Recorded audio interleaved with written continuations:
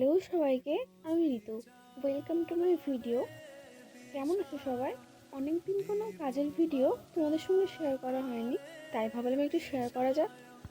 আমার এক রিলেটিভ শার্টের ওপরে কিছু করে দেওয়ার জন্য বলে, তাই ভাবলাম একটু কল্প করা যাক। অনেক তো হলো রেড অ্যান্ড হোয়াইট কম্বিনেশনের, তাই ভাবলাম একটু ব্লু দিয়ে কিছু করা যাক। সেরকম কোনো রেকমেন্ডেশন ছিল না, তো আমার মতোই আমি একটু চেষ্টা করলাম। অনেকদিন ধরেই সেটা রাখা ছিল, কি করব ঠিক বুঝতে পারছিলাম না, কিন্তু সেটা করলে তো আর হবে না, তাই কিছু একটা করা যাক। হোয়াইট অ্যান্ড ব্লু মন্দ লাগছে না, তাই না?